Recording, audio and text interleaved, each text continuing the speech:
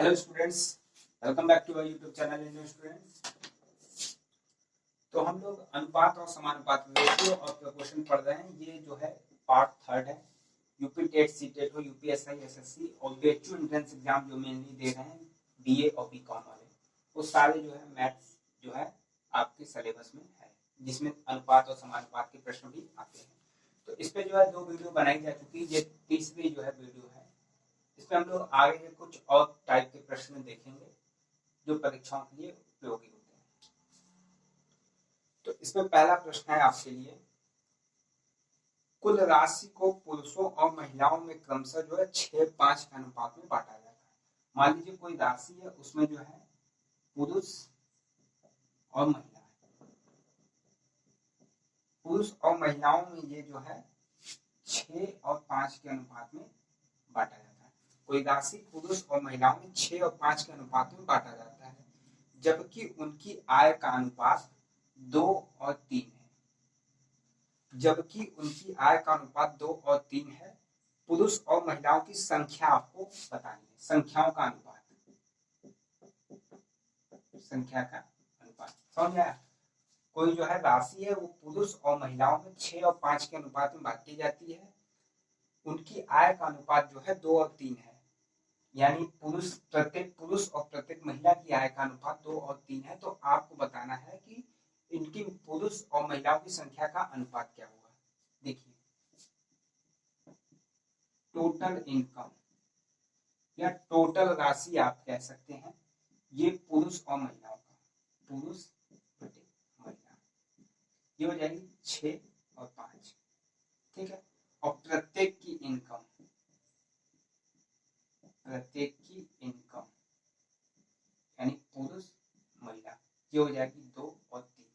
ये दोनों जो है इक्वल होगा, यानी टोटल इनकम पुरुष की और बटे महिला की और प्रत्येक की इनकम, यदि इसको हम ए बी मान लें, सी डी मान लें, ये हो जाएगा A upon B equal to C upon D. अब आपको जो है यहाँ से क्वेश्चन को सॉल्व कर लेना है, ठीक है। पुरुषों का कुल वेतन और महिलाओं का कुल वेतन इक्वल टू पुरुषों का कुल वेतन, ये महिलाओं का कुल वेतन इक्वल टू प्रत्येक पुरुष का वेतन अपॉन प्रत्येक महिला का वेतन। तो ये हो जाएगा 6, 5 इक्वल टू 2 और 3, 18, 15, 6, 5।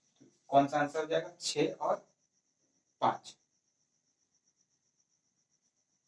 5 दूना 10, यहाँ पे 10,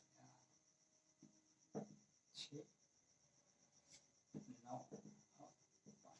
9, 5 जो है सही जवाब होगा, ठीक है। 5 दूना 10, 6 3 18, 18 10, यानी जो है क्या पूछा था आपको, पुरुष और महिलाओं की संख्या का अनुपात क्या होगा? 9 और 5। 9 पुरुष है, 5 महिलाएं हैं, ठीक।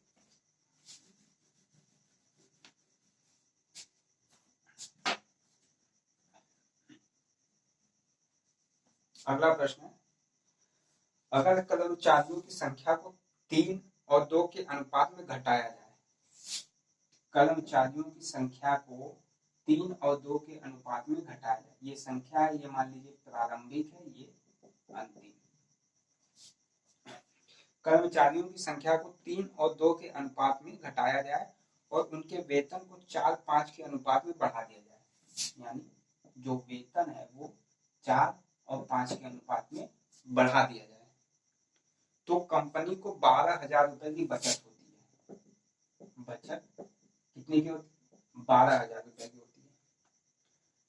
तो कंपनी का व्यय पहले क्या था?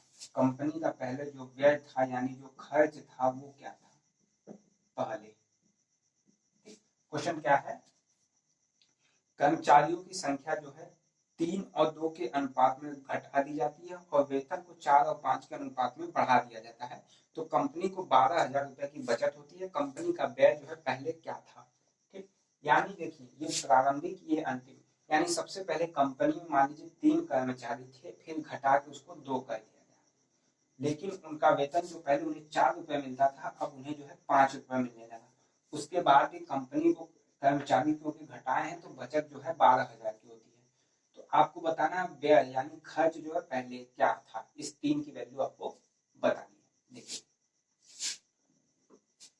मान लीजिए 3 जो है कर्मचारी हैं, एक कर्मचारी को 4 रुपए मिलते हैं, तो तीनों कर्मचारियों को मिलेंगे 12 रुपए।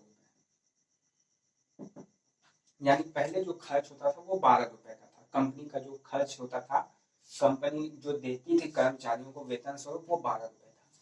अगर कर्मचारियों की संख्या इन्होंने 2 कर दी और उन्हें 5 रुपए देते हैं, तो ये हो जाएगा 10। अब उनका जो व्यय हो गया वो 10 रुपए हो गया, यानी कर्मचारियों की संख्या घटाने से उनके व्यय में जो है 2 रुपए की कमी आ गई, 2 इकाई। 12 रुपए से व्यय जो है उनका 10 रुपए हो गया, यानी व्यय में खर्च में कितनी इकाई की कमी है, 2 इकाई की। और ये प्रश्न में हमें दिया है 2 इकाई बराबर है कितने की, 12,000 रुपए की। 2 इकाई हमें प्रश्न में दिया है 12,000 रुपए के बराबर। ये जो डिफरेंस है ये 12,000 रुपए, यानी बचत हो रही है। बचत क्यों हो रही है, क्योंकि पहले जो 12 रुपए खर्चा करते थे वेतन देने में, अब 10 रुपए खर्चे कर रहे हैं, तो ये जो 2 इकाई की वैल्यू ये 12,000, तो 1 इकाई की वैल्यू हो जाएगी 6,000। 1 इकाई की वैल्यू 6,000 हो जाएगी। और हमें बताना है कि पहले जो है व्यय क्या था, यानी इस 12 की वैल्यू जो है क्या थी, ये पहला व्यय है, तो 12 गुणे 6,000। 1 इकाई की वैल्यू 6,000 है, 12 इकाई की वैल्यू 72,000। तो कंपनी के पहले जो व्यय था वो 72,000, वर्तमान व्यय पूछ देता है तो 10 गुणे 6,000 यानी 60,000 रुपए। ठीक, तो यहाँ से कैसे भी प्रश्न पूछे आप जो है इस तरीके से सॉल्व कर सकते थे।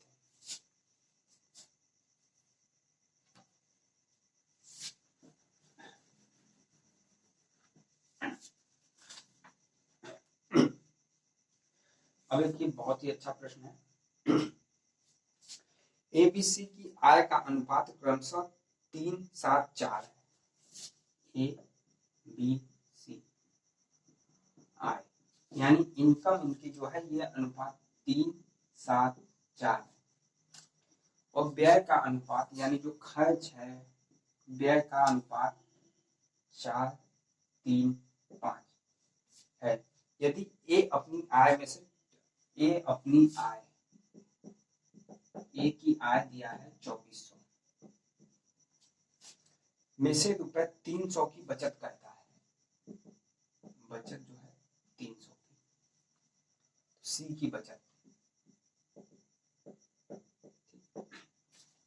प्रश्न क्या है, ए बी सी 3 लोग हैं मान लीजिए, उनकी आय का अनुपात जो है वो 3, 7 और 4 है, और जो वो रुपए खर्च करते हैं उनका अनुपात 4, 3, 5 है। इस प्रकार यदि ए जो है अपनी आय 2400 रुपए में से 300 रुपए की बचत करता है, तो आपको बताना है सी जो है कितने रुपए की बचत करेगा।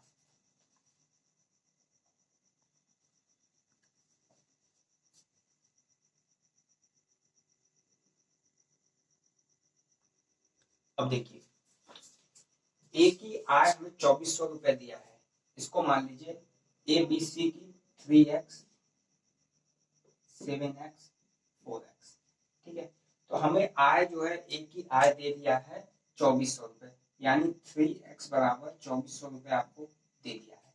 तो यहाँ से x की वैल्यू निकालेंगे तो 800, x की वैल्यू निकालेंगे 800, तो ए की आय कितनी हो जाएगी 2400, 8 तरीक का 24, 7 का गुणा कर दीजिए। बी की आय कितनी हो जाएगी 5600, 7 गुणे 800। सी की आय कितनी हो जाएगी 800 के 3200, यही आय होगी ना, ठीक है। 8 तरीक का 24, 8 चौका 3200, ये जो है इनकी इनकम हो गई। ए की इनकम 2400, बी की 5600, सी की 3200। अब जो है आपको व्यय दिया है बचत, ठीक, देखिए टोटल बचत क्या होगी। तो आपको पता है, पहले वीडियो में आपको बताया गया है, आय बराबर खर्च प्लस बचत, आय बराबर खर्च प्लस बचत।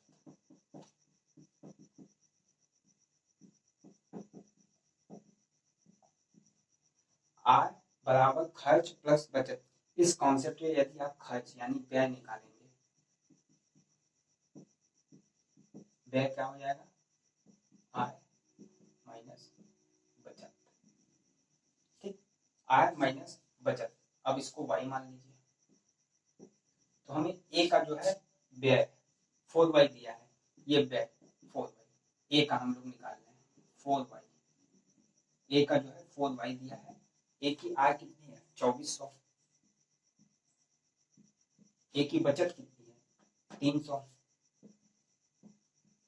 तो यहाँ से 4y की वैल्यू कितनी आ जाएगी 2100, y की वैल्यू निकालेंगे 525, यहाँ पे y की वैल्यू आपको आ गई, यानी खर्च जो है कितना, आय आपको मिल गया, बचत मिल गया, खर्च मिल गया, ठीक। अब y की वैल्यू यहाँ से आ गई 525, 525 से सब में आपको गुणा करना है, 4 गुणे 525, 3 गुणे 525, 5 गुणे 525। आपको पूछा सी की बचत क्या है, सी की आय आपको 3200 है, सी की बचत क्या होगी 550, 25 के बाद 2625 रुपए इसका जो है व्यय है, इसकी आय जो है 3200 रुपए है, 3200 में से जो है 2625 रुपए ये खर्चा कर देता है, 3200 में से 2625 आप माइनस कर दीजिए 575 रुपए, ठीक है। तो एक बार समझने के लिए आप सारा प्रोसेस समझ लेंगे तो बहुत ही आसानी से ये प्रश्न हो जाएगा।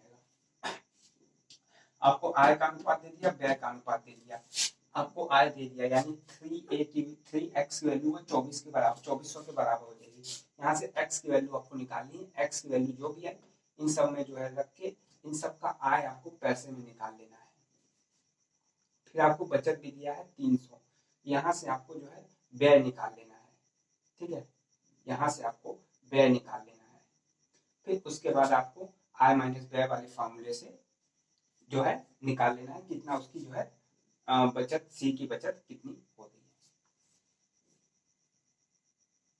तो इस क्वेश्चन में आपके लिए आय बराबर खर्च प्लस बचत, आय बराबर खर्च प्लस बचत, ये एक मेन फार्मूला है, ये आप याद रखिएगा, इससे जो है मैक्सिमम इस तरीके के प्रश्न बन जाएंगे। आगे कुछ और प्रश्न है वो आपको अगले वीडियो में बता दिए जाएंगे, वीडियो पसंद है तो लाइक